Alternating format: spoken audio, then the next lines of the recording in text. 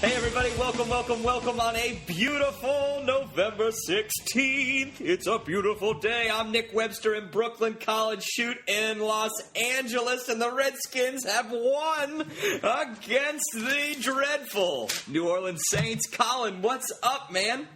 Hey, my brother, it is a victory Monday. Man, the good vibes just keep on rolling. They're gonna take me home all the way to the end of the week, I'll tell you.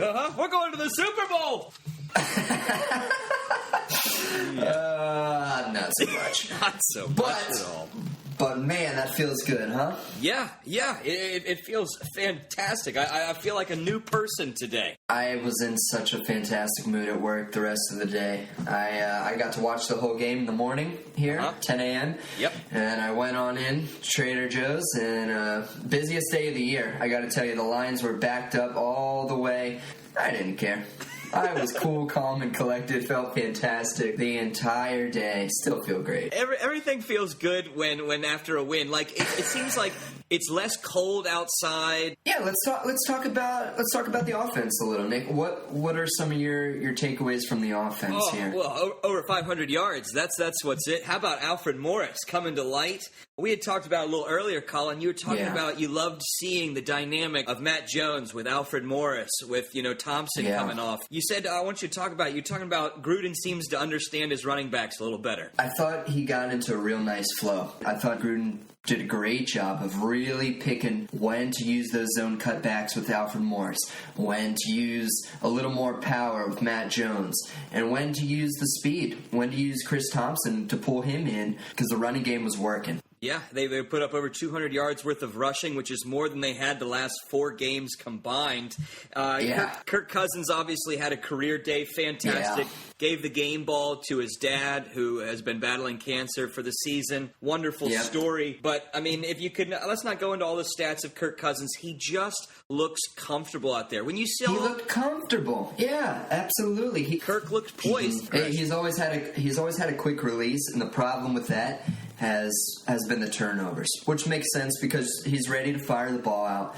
He only had 5 incompletions, and they were good incompletions, most of them. 4 touchdowns, 0 interceptions, turnovers on the other side of the ball. Deshaun Goldston getting the pick 6. Perry Riley Jr. Talk about the D a little bit. I love him. That was my guy. I was so pleased to see a guy that had been burned over and over in coverage. For the last 5 years, we've seen it with tight ends, with running backs. I don't know why they put him out there. Perry Riley Jr. coming up with a SportsCenter top 10 play. I believe it was number 4 on their list. One-handed pick down the sideline, just tight-roping it. You felt great for him. You felt good for guys like Will Compton that seemed to take on London Fletcher's role. Just seems like everybody on the Redskins now has a new hunger. They have a new drive. There's stuff going on that's just a little more exciting. It just they're building the right way from the top. That's where the problems have stemmed from for the last 20 years at Dan Snyder, trying to plug in players, and you can see.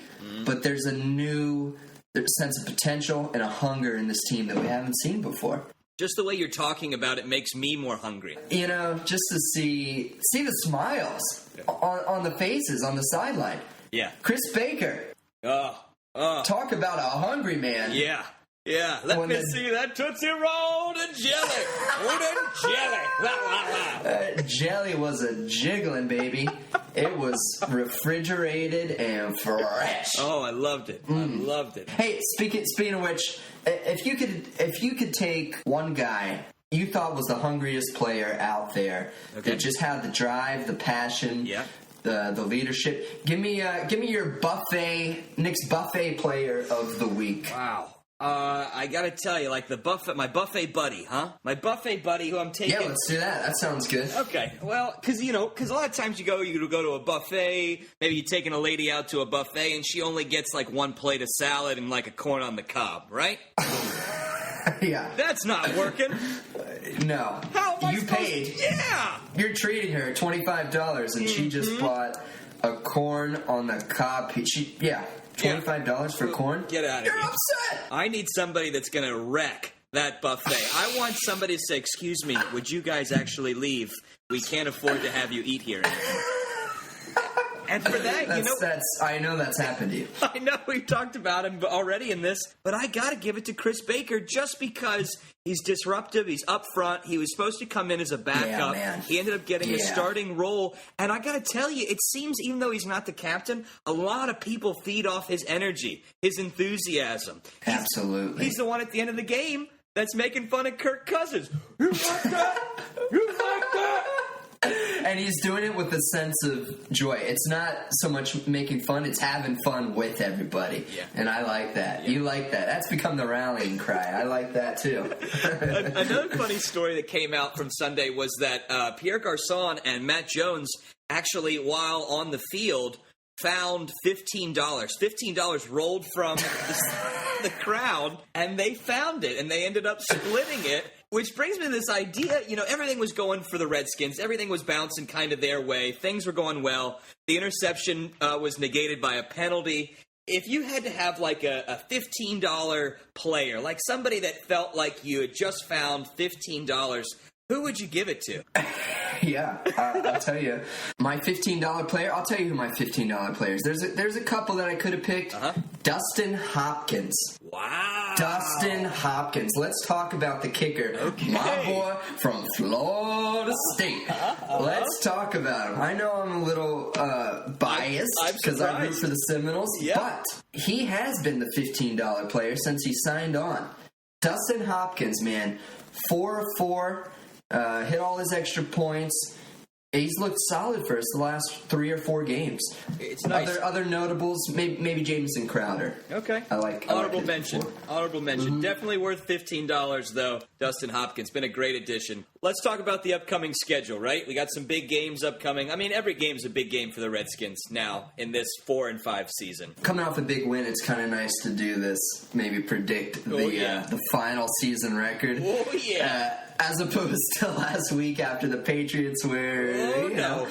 So let's go through it real quick and see what you think. So we got next week at the Panthers. Okay.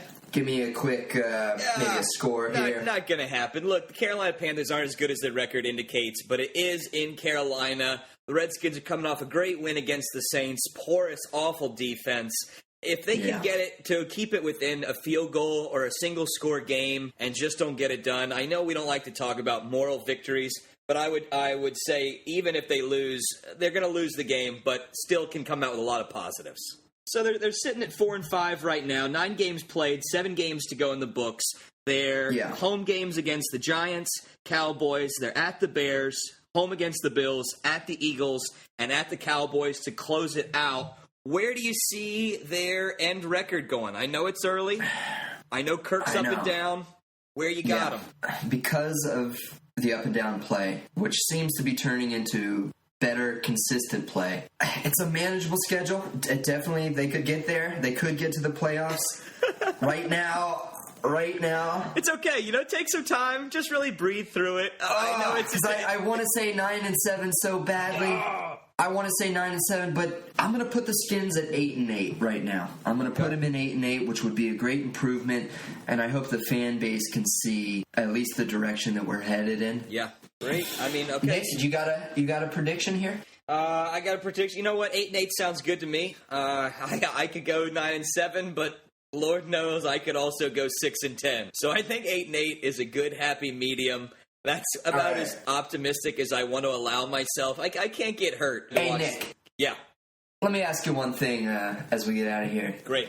Do you like that? Oh. Do I like that? Oh, I like that. I like that. Giddy up, baby. All right. 47-14. It's a victory Monday. We'll take it for as porous as the Saints are. We will absolutely take it. We'll catch you guys next week. Thanks for all you see.